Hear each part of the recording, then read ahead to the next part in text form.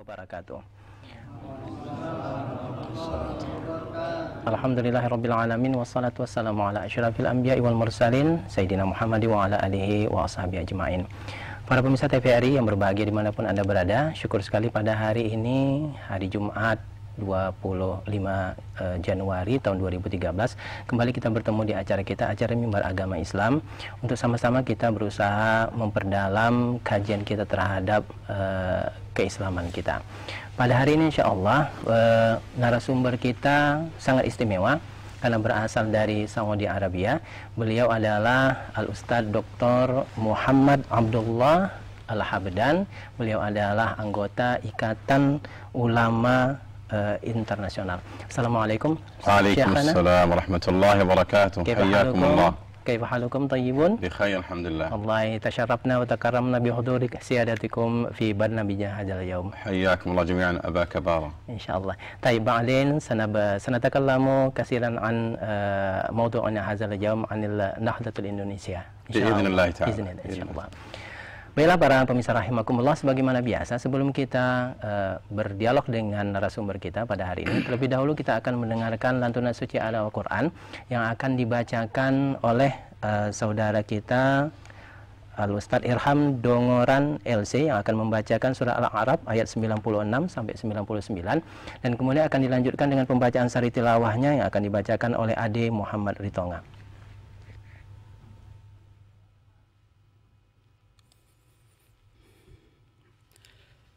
أعوذ بالله من الشيطان الرجيم.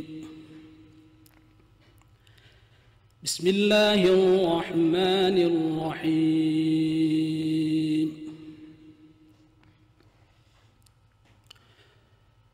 ولو أن أهل القرى آمنوا واتقوا لفتحنا عليهم بركات من السماء والأرض ولكن كذبوا فأخذناهم بما كانوا يكسبون.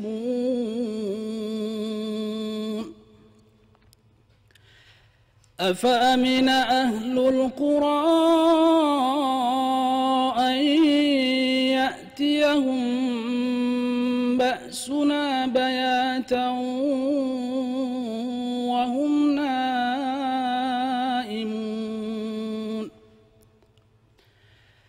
أو أمن أهل القرى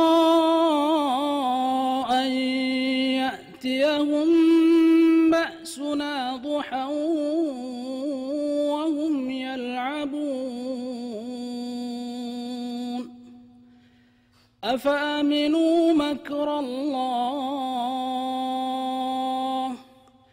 أفأمنوا مكر الله فلا يأمن مكر الله إلا القوم الخاسرون.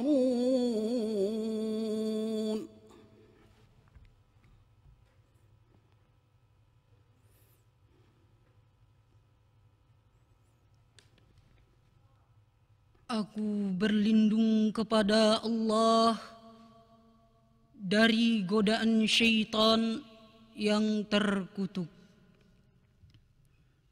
Dengan menyebut nama Allah yang Maha Pengasih lagi Maha Penyayang.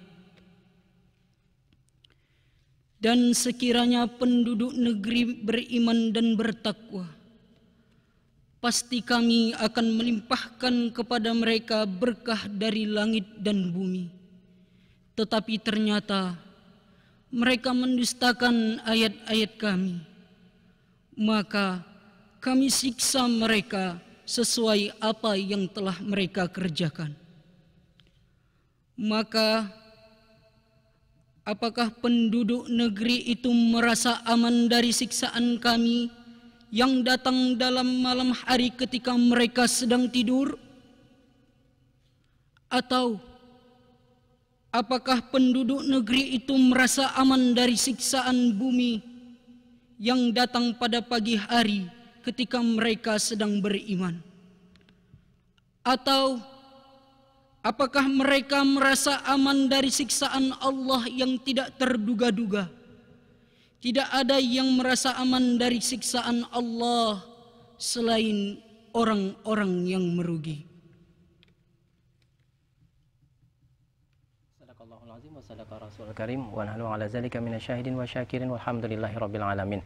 Mudah-mudahan lantunan suci Al-Qur'an dibacakan tadi beserta dengan sari tilawahnya mampu mengetuk jiwa kita, mampu menggugah perasaan kita sehingga akhirnya kita benar-benar bisa mengucapkan, benar ya Allah, kami takut kepadamu dan kami takut akan dengan atas segala kekuasaanmu karena sikap dan tindakan kami yang banyak terlanjur tersalah atau menentang perintahmu.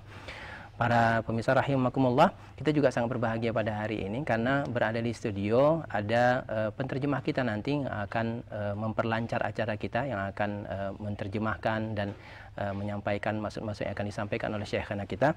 Beliau adalah Ustadz Indarusam LC. Assalamualaikum Pak Ustadz. Ya, mohon bantuannya nanti Pak Ustadz, mudah-mudahan bisa disampaikan apa yang disampaikan nanti oleh Tuan Syekh kita. Insyaallah. Baik. Baik, Ustaz kami, Syekh kami, Taib ya Sayyidina, 7 hari saya mendengar Al-Ustaz sudah berada 7 hari di Indonesia ini. Kira-kira ada kesan-kesan apa saja selama 7 hari di Indonesia? Sami'tu annakum maktum fi Indonesia khilal 7 ayyam, fa ma ra'yukum fi Indonesia wa ahlihi? بسم الله الرحمن الرحيم الحمد لله رب العالمين وصلى الله وسلم على نبينا محمد وعلى آله وصحبه وسلم أما بعد أنا تشرفت أني جلست في هذا البلد الكريم هذه الأيام وقد مرت كأنها لمحة بصر ولأول مرة تطأ قدماي هذه البلاد المباركة وقد لمست في أهلها الخير الكثير لمست في أهل هذه البلاد حبهم لدينهم العظيم وجدنا فيهم التفاني في خدمة الإسلام حتى أني مررت على قرى مشتتة في نواحي هذه البلاد وجدت أناسا تركوا ديارهم من أجل نشر دين الله تعالى وتعليم العلم وهذا إن دل فإنما يدل على حبهم لدين الله عز وجل. Alhamdulillah, segala puji bagi Allah. Kemudian salawat dan salam kita sampaikan kepada Nabi Muhammad SAW. Sesungguhnya saya merasa mendapatkan sebuah kehormatan bisa duduk di sini dan hadir di tengah-tengah masyarakat Indonesia. Dan sebenarnya ini adalah kedatangan saya pertama kali di Indonesia. Rasanya 7 hari yang berlalu itu hanya sekejap mata. Dan saya melihat penduduk Indonesia, masyarakat Indonesia, saya merasa bahwa mereka memiliki kelebihan, yaitu memiliki ghirah atau semangat beragama yang tinggi. Karena saya pergi ke beberapa pelosok-pelosok di Indonesia, saya melihat berjumpa dengan para dai, para orang-orang berilmu yang menyebarkan ilmu agama ini. Jika ini menunjukkan sesuatu, maka yang ditunjukkannya adalah tentu sebuah kecintaan mereka terhadap agama ini dan pengorbanan mereka untuk menyampaikan risalah ini. وجدت من إخواني هناك أيضا من الأشياء التي لمستها في إخواني في إندونيسيا الابتسامة في مقابلة الناس وهذا خلق إسلامي عظيم وجه به النبي صلى الله عليه وسلم.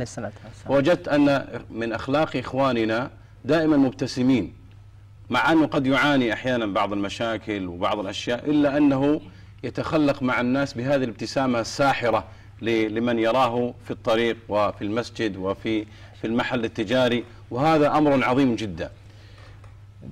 Hal spesial juga yang saya rasakan di Indonesia, saya mendapatkan masyarakat Indonesia yang ramah dan mudah senyum, dan ini merupakan sebuah kelebihan, sebuah keutamaan sebagaimana yang dikatakan oleh Rasulullah SAW.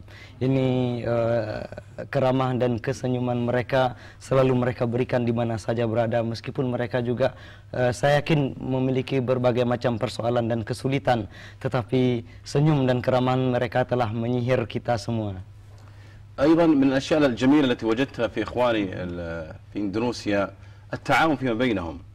وجدت أن بينهم تعاون كأنهم يمثلون قول النبي صلى الله عليه وسلم مثل المؤمنين في توادهم وتراحمهم وتعاطفهم كمثل الجسد الواحد.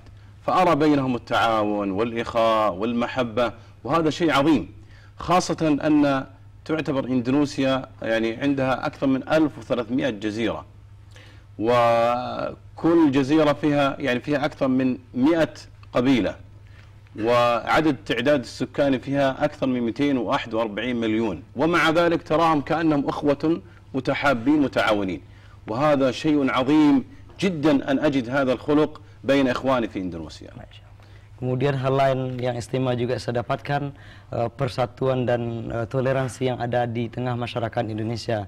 Sebagaimana yang saya dengar bahwa Indonesia terdiri dari ribuan pulau, lebih katanya dari 1.300 pulau, juga terdapat lebih dari 100 suku bangsa, kemudian dengan jumlah yang sangat besar juga sekitar 241 juta jiwa. Namun saya perhatikan mereka memiliki semangat kebersamaan, gotong royong dan kerjasama yang luar biasa, dan ini tentunya sebuah kelebihan dan keutamaan bagi masyarakat Indonesia. أنا قرأت عن إندونيسيا فوجدت فيها خيرا كثيرا. وجدت أن منهم مثلا خرج أحد كبار العلماء يسمى الإمام النووي، كان إماما للحرم المكي، إمام من أئمة المسلمين يصلي بالمسلمين جميعا، وهو من أهل هذه البلاد المباركة. فإن دل هذا فإنما يدل على قوة إيمان أهل هذه البلاد، وأنه قد خرج منهم نوابغ وعلماء كبار حتى وصل بهم الحال أن يكون واحدا من هؤلاء إماما للمسلمين في مكة. Saya juga pernah membaca tentang Indonesia, di mana dari kalangan masyarakat Indonesia juga muncul beberapa atau tokoh-tokoh keagamaan yang terkenal. Di antara mereka yang saya kenal adalah seorang lama dikenal dengan nama Nawawi Bantani. Beliau dikatakan pernah menjadi imam di Masjidil Haram. Ini tentu menunjukkan kelebihan serta kekuatan iman masyarakat Indonesia, sehingga mereka bisa melahirkan seorang yang berhasil menjadi imam di Masjidil Haram, di pusat peradaban Islam dunia. Baik, dengan segala potensi-potensi yang dimiliki oleh masyarakat Indonesia, cinta terhadap agamanya, ramah, ta'awun, suka saling tolong-menolong, kemudian munculnya ulama-ulama besar yang tidak hanya bersifat nasional tapi juga internasional. Apakah seluruh potensi ini, kalau kita bicarakan, kita kaitkan dengan tema kita pada hari ini, Indonesia bangkit, atau bagaimana bangkit atau maju dengan Indonesia, apakah seluruh potensi ini mampu membuat Indonesia ini ke depan jauh lebih baik lagi? Ini ma takallamna anhu min al-khasa'is wal mizah Indonesia min quwwati imanihim wa ta'awun wal ibtisam wa khuruj an-nawabigh min al-ulama. Hal lahu mada salahiyah li taqaddum Indonesia حسب ما تكلمنا في هذه المساء كيف ننهض بإندونيسيا؟ هل هذه العناصر له يعني ماذا دور كبير في تحقيق تلك الأهداف؟ أقول بداية أنا أقول إخواني الإندونيسيين جميعا إني أحبكم في الله، وأنا أحبكم كثيرا كثيرا كثيرا، وأقول نعم إن مثل هذه الأشياء وجودها في أهل إندونيسيا هي من أقوى عوامل النهضة بهذه البلاد المباركة، حتى ننهض بها فتكون في مصاف في العالم المتقدم صناعيا. إخواننا هنا نحتاج إلى حتى ننهض بهذه الأمة الكبيرة، نحتاج إلى أن نرجع إلى ديننا، كما قرأ القارئ قبل قليل آيات من كتاب الله تعالى، ونحن نرجع دائما إلى القرآن وإلى سنة النبي صلى الله عليه وسلم. فقرآننا الذي هو كلام ربنا عز وجل قال: ولو أن أهل القرى آمنوا واتقوا لفتحنا عليهم بركات. من أين هذه البركات؟ من السماء والأرض. وهذا الأمر متعلق بهذين الشرطين. إذا أردنا أن نتقدم في مصاف الأمم وأن نكون في القمة لابد أن نعمل بالشرط الأول. ولو أن أهل القرى، نحن من أهل القرى، آمنوا بمن؟ بالله عز وجل. ثانيا، ولو أنهم آمنوا واتقوا لفتحنا عليهم بركات، ولم يقل بركة، مما يدل على خير الله عز وجل سينتشر في هذه البلاد بأوسعها وأكملها بشرط واحد، وهو الإيمان وتقوى الله تعالى. فهل طبقنا الإيمان وهل طبقنا التقوى؟ هنا السؤال. Pertama sekali saya mengatakan bahwa saya cinta kepada Indonesia, juga cinta kepada masyarakat Indonesia semua. Kemudian tentu saja apa yang kita katakan tadi, kelebihan-kelebihan itu merupakan faktor utama untuk memajukan Indonesia. Sebagaimana kita dengarkan ayat-ayat Allah yang dibacakan oleh saudara kita tadi, di mana Allah mengatakan seandainya penduduk suatu kampung atau suatu negeri beriman dan bertakwa kepada Allah, pasti kami akan bukakan berkah-berkah yang banyak bagi mereka, baik dari langit maupun bumi. Jadi kunci kemajuan kita ada pada kitab kita, pada Al-Quran. Syaratnya tadi yang pertama adalah kita beriman, kemudian kita bertakwa kepada Allah Subhanahu wa Ta'ala. Kemudian Allah mengatakan berkah yang akan diturunkan Allah itu bukan hanya satu berkah, tetapi berkah yang banyak. Jadi intinya demikian, bahwa kita jika hendak memajukan Indonesia kita, kembalilah kita kepada agama kita, kita tegakkan keimanan dan ketakwaan kita kepada Allah Subhanahu wa Ta'ala. Kemudian pertanyaannya adalah, sudahkah kita beriman dan bertakwa kepada Allah? Baik, sebentar Ustaz. Para pemirsa rahimakumullah, sebagaimana tadi kami sampaikan bahwa acara kita pada hari ini merupakan acara interaktif.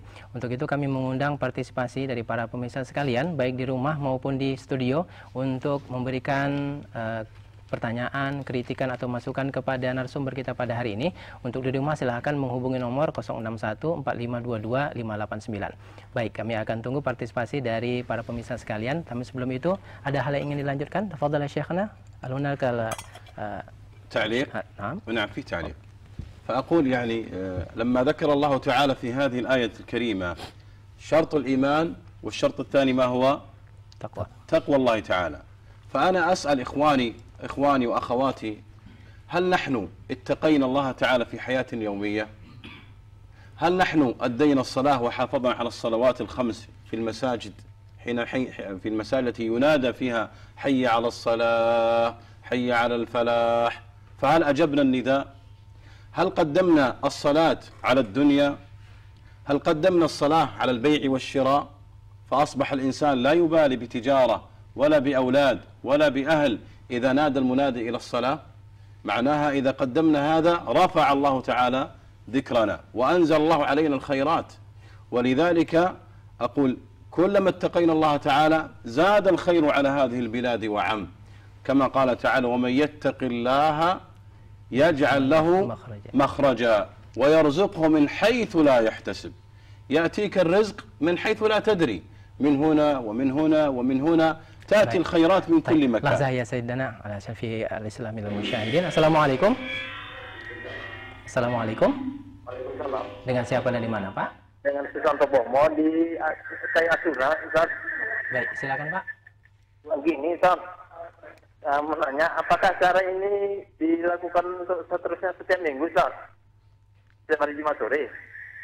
Baik, itu saja, Pak. Iya, Ustaz. Assalamualaikum. Baik, waalaikumsalam warahmatullahi. Iya, baik. Kami jawab saja langsung bahwa acara Mimbar Agama Islamnya memang disiarkan setiap hari Jumat pukul jam 15 sampai jam 16.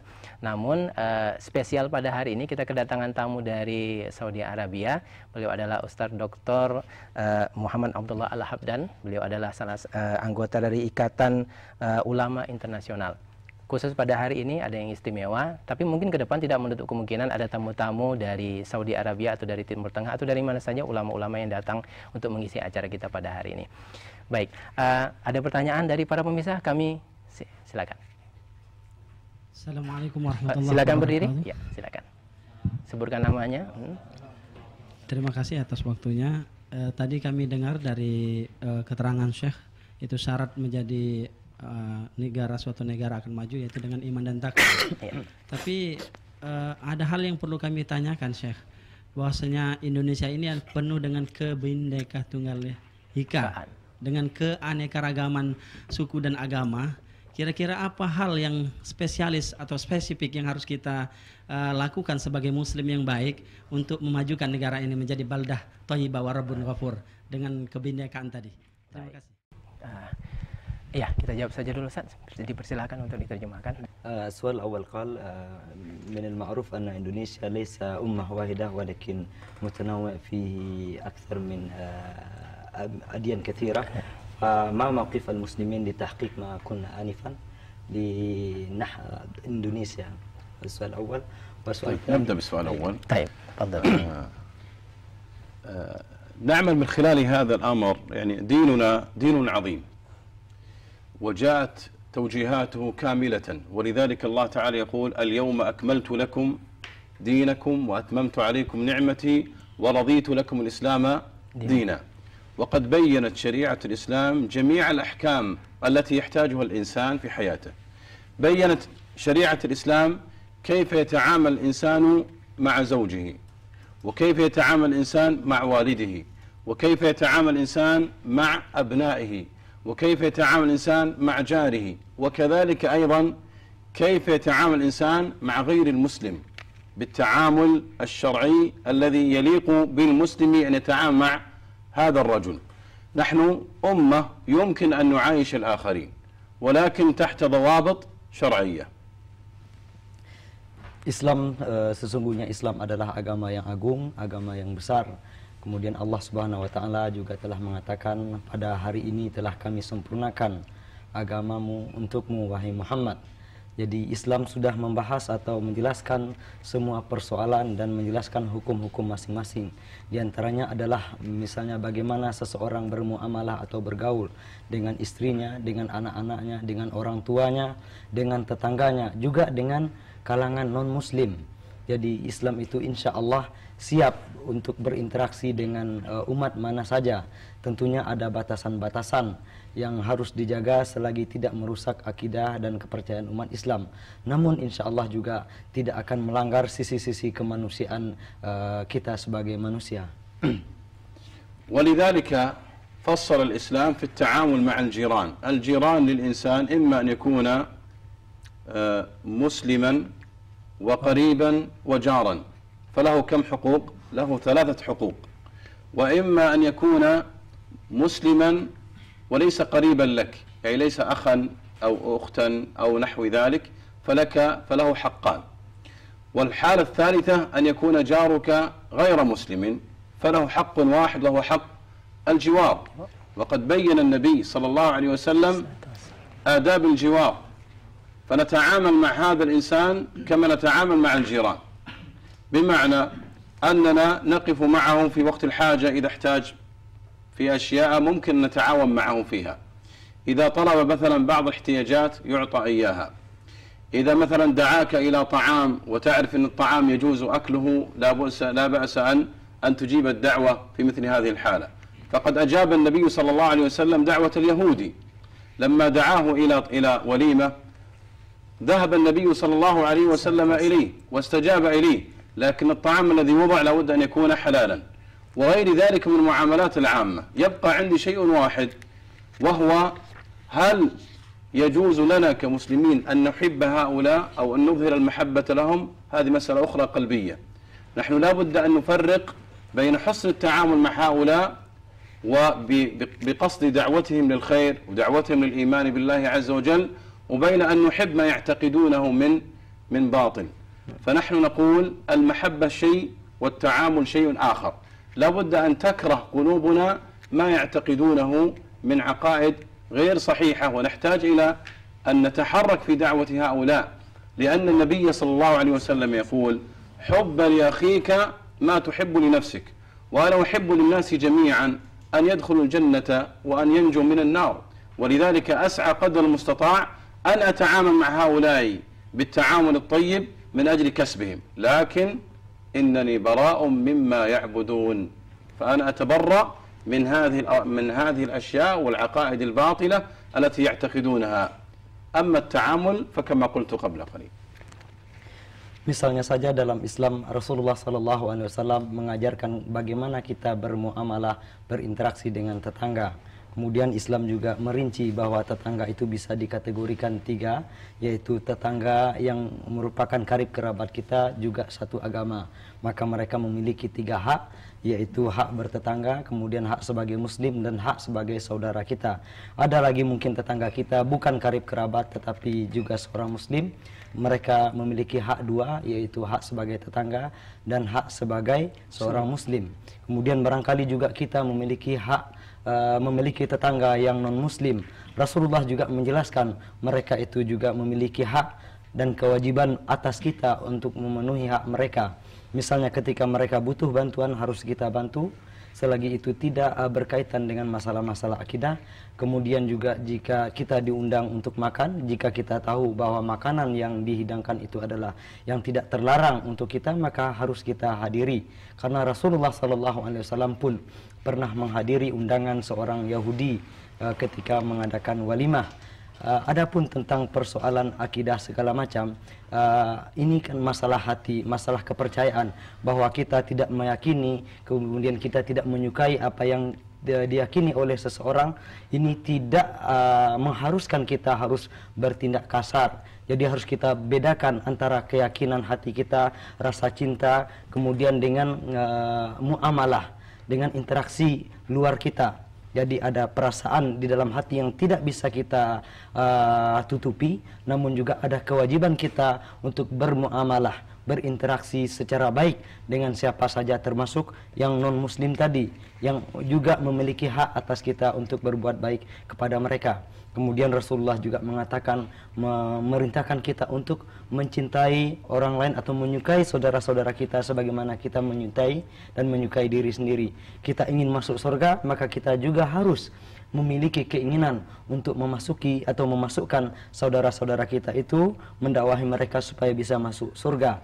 Adapun perbedaan keyakinan dan segala macamnya itu, ini adalah masalah-masalah hati yang tempatnya adalah dalam hati kita. Betul kita tidak suka, namun interaksi lahiriah kita tidak boleh dipengaruhi oleh hal-hal seperti itu. Dakwah harus tetap dijalankan dengan penuh hikmah, bijaksana dan lemah lembut. Baik, soal الثاني تفضل شيخ.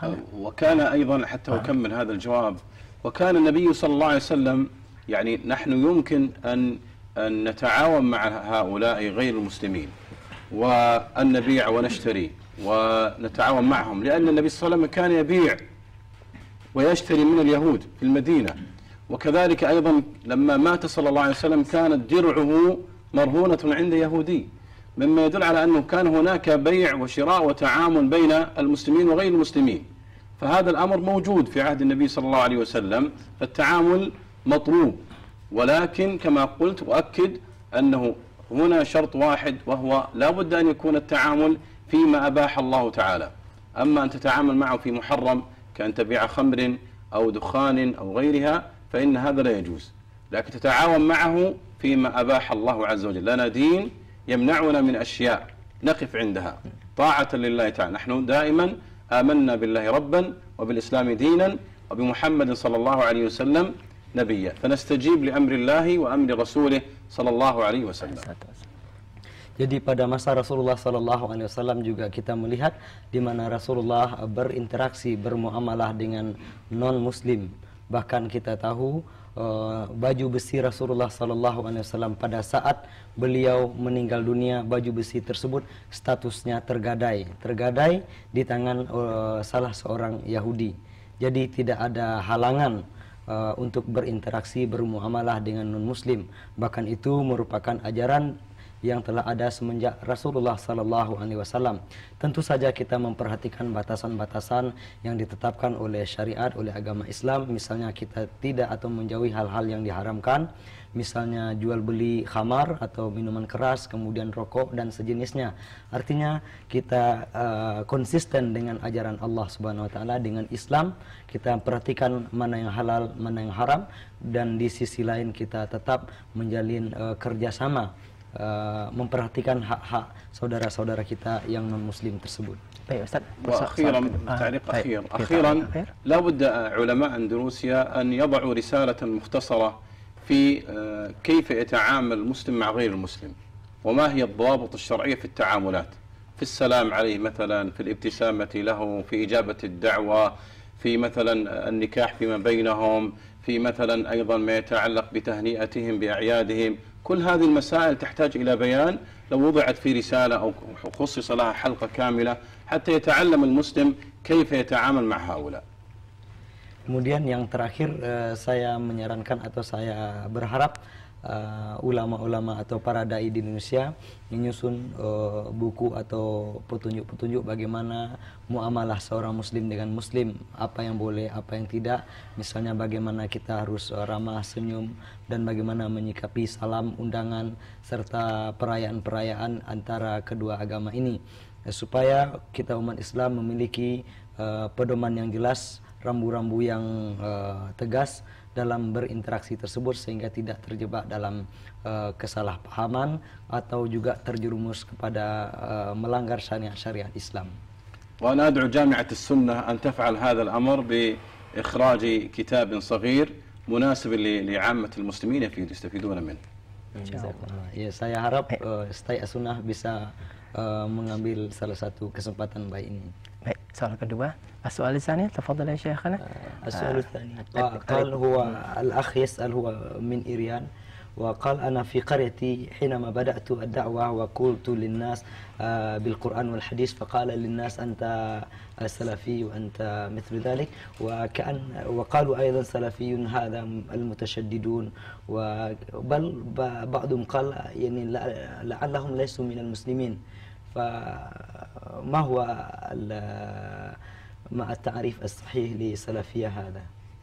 أولا لا بد أن نرجع دائما، يعني أقول إخوان المسلمين عموما وأخوات المسلمات، من أين نأخذ ديننا؟ بغض النظر عن سلفي أو غيرها من المسميات الموجودة عندكم في بلادكم، أنا لا أعرف هذه المسميات، لكن نحن نقول من أين نأخذ ديننا؟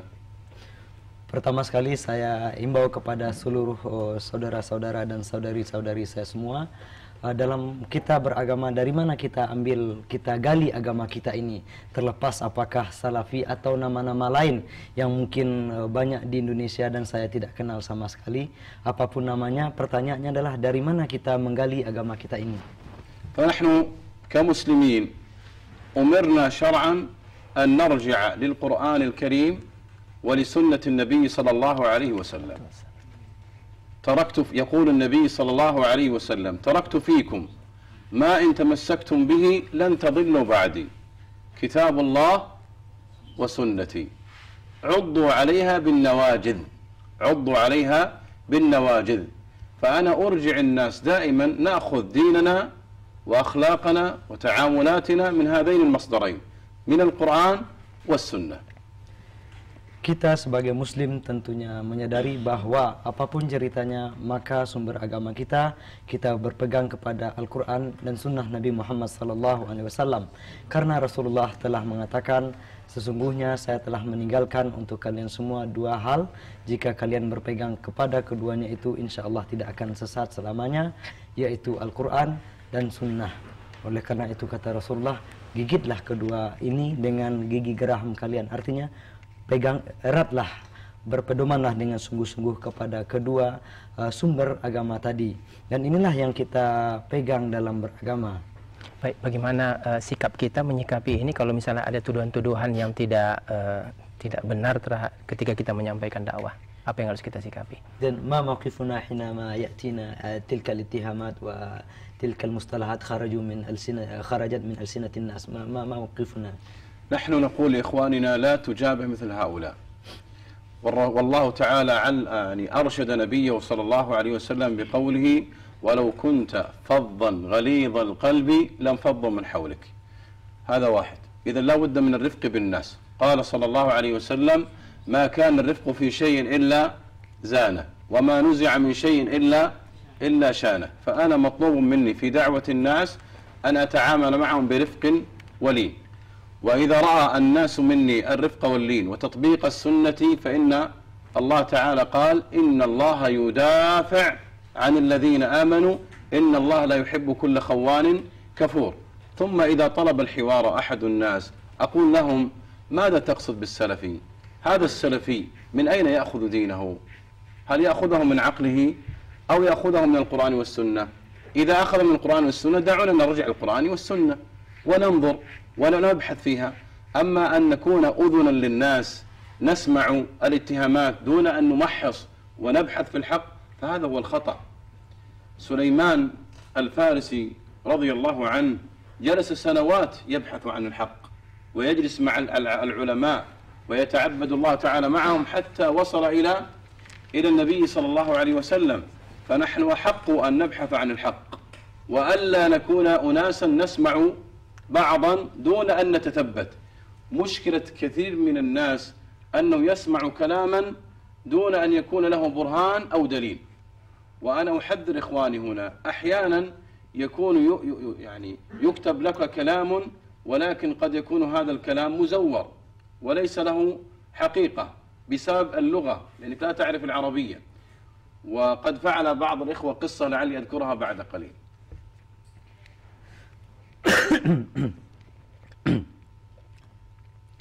Dalam menyikapi hal ini, saya sampaikan kepada ikhwan dan akhwat sekalian, janganlah kita tanggapi dengan reaktif, artinya jangan kita lawan kemudian tunjukkan kemarahan. Tetapi sebagaimana yang dikatakan oleh Allah, jika kita bersikap keras kemudian hati kita kesat, maka orang-orang pun akan lari menjauh dari kita. Kemudian Rasulullah juga mengatakan, tidaklah kelemah lembutan itu ada pada sesuatu, melainkan dia akan memperindahnya. Dan tidaklah pula kelemah lembutan itu dihilangkan dari sesuatu, melainkan akan membuatnya menjadi tidak indah lagi. Oleh karena itu, seorang da'i itulah yang harus pertama kali diperhatikannya. Tunjukkanlah kelembutan kita, keramahan kita. Insya Allah ketika orang melihat kelemah lembutan kita dengan sunnah yang kita laksanakan, orang akan tertarik. Kemudian jika mereka mengajak kita berdiskusi, bertanya, barulah kita jelaskan orang-orang yang kita sebut dengan salafi itu, apakah mereka menggali agama mereka dari Al-Quran dan Sunnah atau dari akal mereka semata. Jika mereka menggalinya, mengatakan, mengaku kita berpegang kepada Al-Quran dan Sunnah, mari kita telaah kembali, mari kita kaji Al-Quran dan hadis-hadis Nabi Muhammad SAW itu. Adapun kalau hanya bersandarkan kepada akal, maka tentu ini tak bisa kita terima.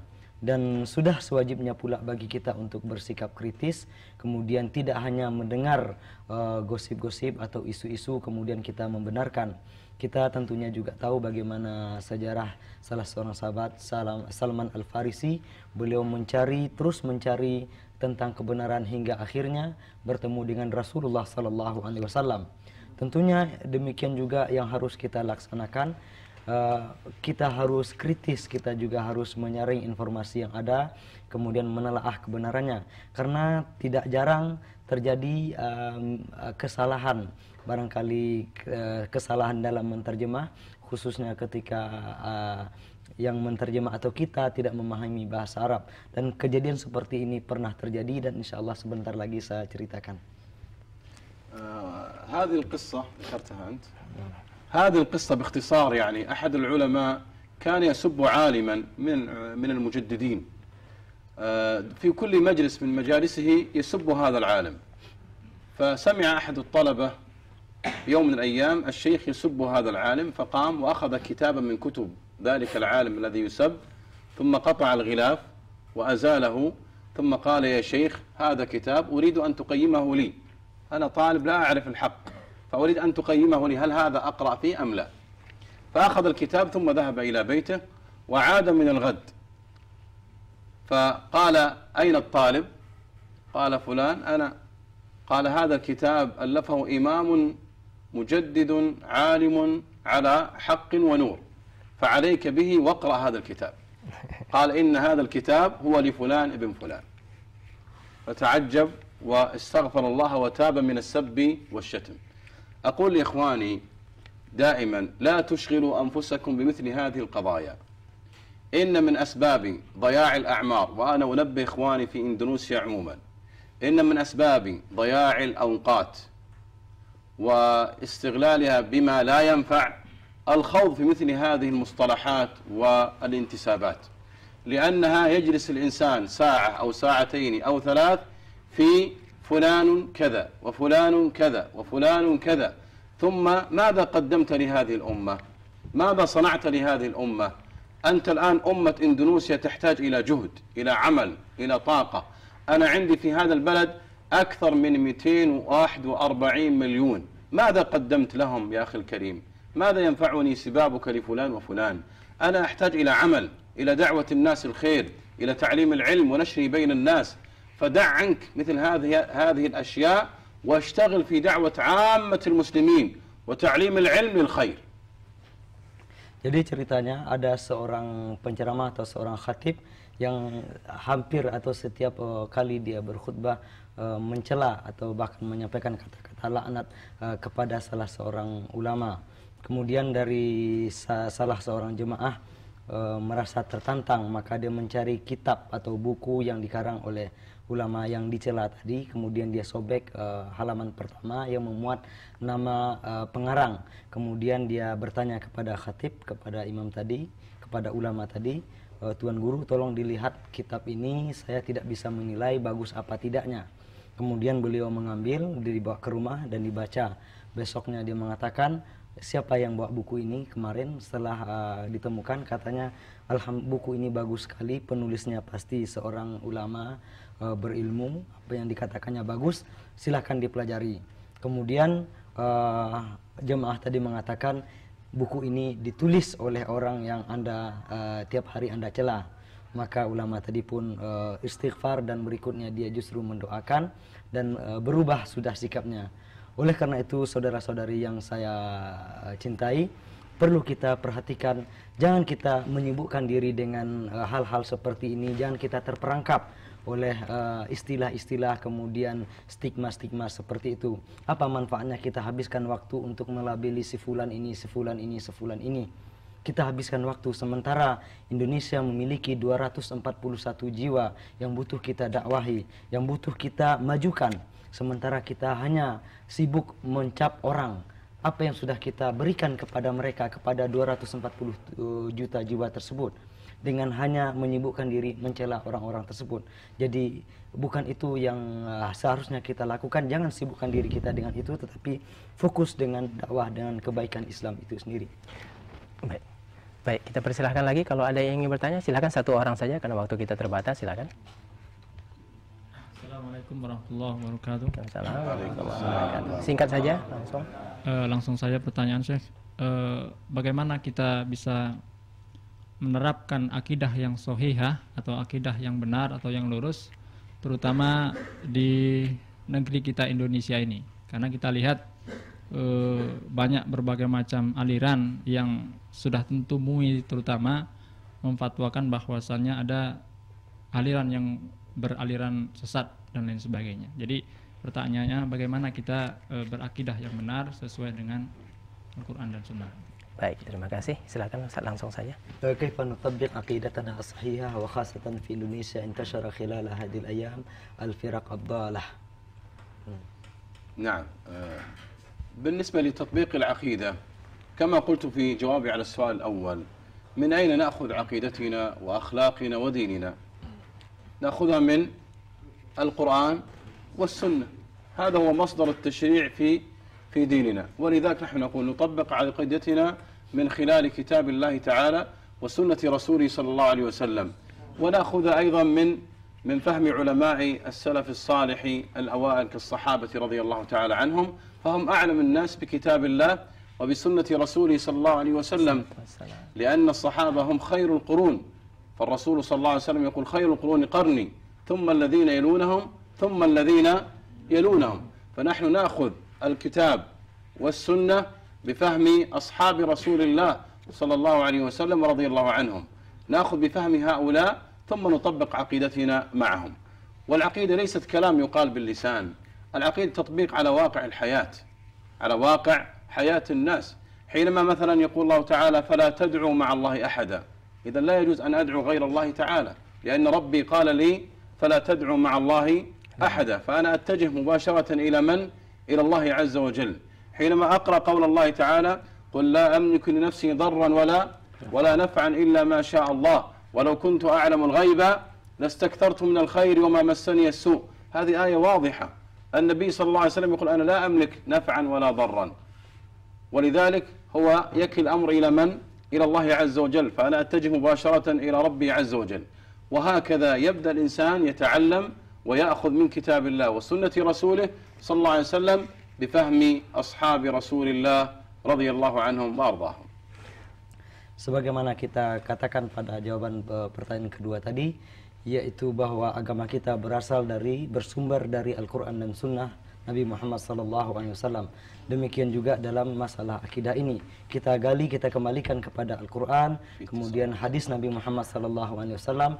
Kita berusaha memahami kedua sumber tersebut sebagaimana dipahami oleh para ulama-ulama kita terdahulu, khususnya adalah para sahabat dan generasi berikutnya, karena mereka adalah generasi terbaik, karena mereka adalah umat yang lebih paham terhadap Al-Quran ini. Rasulullah SAW sendiri yang memberikan pernyataan tersebut bahwa generasi terbaik adalah generasiku, kata Rasulullah. Setelahnya berikutnya adalah generasi setelah mereka. Jadi kita kembalikan kepada Al-Quran dan Sunnah Nabi Muhammad SAW. Namun harus kita ingat bahwa akidah itu bukan hanya teori, bukan hanya ucapan-ucapan, tetapi aplikasi.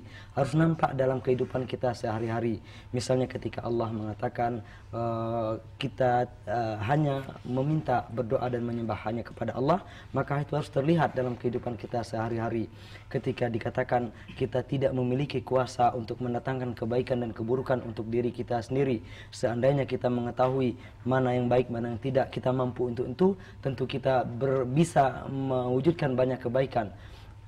Maka kita meyakini kita tak mampu itu semua. Maka perlihatkan dalam kehidupan kita semua, dalam kehidupan kita sehari-hari, ketawakalan dan ketakwaan kita yang sungguh-sungguh kepada Allah Subhanahu wa Ta'ala. Jadi intinya tidak hanya tinggal pada teori saja. Baik, kita kembali kepada tema pembahasan kita. Tadi ada dua hal yang baru dijelaskan, faktor-faktor yang menyebabkan Indonesia bangkit, yaitu iman dan takwa. Mungkin ada hal lain, faktor-faktor lain yang menjadi faktor bisa, Taib, waktu kita sudah hampir habis. Mungkin ada hal penting, ya, kesimpulan hal yang penting yang ingin disampaikan oleh dokter kita hari ini. Silakan. Yabdu an al-waqt daik, hal hunaka syai'un akhar turid an taqulahu? Ini qulta anifan an min asbab an-nahdha al-iman wa taqwa. Mujaz sama ya. كم بقي من الوقت؟ Berapa? يعني دقيقتين إن شاء الله. دقيقتين. يعني من أسباب نهضة الأمة أيضا اللي هي تعاون المسلمين فيما بينهم، لأن الله تعالى يقول وتعاونوا على البر والتقوى ولا تعاونوا على الإثم والعدوان. التعاون فيما بيننا يكون في أعمال الخير فيما ينفع هذه البلد ولا يضرها، ولذلك قال تعاونوا على البر والتقوى ولا تعاونوا على الإثم والعدوان. فإذا تعاوننا في أعمال الخير في حفر الآبار مثلا، في بناء المدارس، في بناء المستشفيات، في بناء المساجد، في بناء المصانع، كان هناك مساهمات فيما بيننا لإقامة مشاريع تنهض بهذا البلد، هذا مطلوب. وكذلك ننتهي عن ولا تعاونوا على الإثم والعدوان، هذا أيضا عامل رئيس في نهضة هذا المجتمع الأندونيسي المبارك. Hal lain yang penting dalam membangkitkan Indonesia atau memajukan Indonesia adalah ta'awun atau kerjasama, alal birri wa taqwa, kerjasama dalam kebaikan dan ketakwaan. Ya, artinya dalam segala kebaikan dan ketakwaan kita harus bekerja sama, misalnya membangun sekolah-sekolah, masjid-masjid, kemudian penyediaan fasilitas umum, bahkan proyek-proyek ekonomi berbiaya tinggi pun harus kita galang dengan kerjasama. Dan di samping itu harus kita tinggalkan segala kerjasama yang akan berujung kepada keburukan dan perbuatan-perbuatan dosa. Harus kita putus rantai dosa dan maksiat, apalagi kerjasama untuk itu semua. Insya Allah itu semua akan membawa kita, artinya ta'awun, kerjasama dalam ketakwaan dan kebaikan, kemudian memutus rantai kerjasama dalam maksiat dan dosa tadi, insya Allah akan membawa kemajuan lain bagi Indonesia kita ini. Baik, terima kasih. Ya, baiklah para pemirsa rahmakumullah, demikian tadi disampaikan oleh narasumber kita dengan waktu kita yang cukup singkat. Mudah-mudahan mampu memberikan banyak gagasan-gagasan baru kepada kita, terutama sekali bagaimana kita berusaha untuk mengaplikasikan Islam secara benar di dalam kehidupan keseharian kita, sehingga akhirnya kita mampu memajukan kehidupan kita dan juga kehidupan bangsa dan negara kita, insya Allah. Baik Ustazna, ma'ziratan alashan al-waqtu dayiq hadzal yawm wal barnamijna kada intahat. Insyaallah narju alla yakun hadzal liqa akhirul liqa lana walakin bidayatul liqa insyaallah fi waqtil lahiq insyaallah.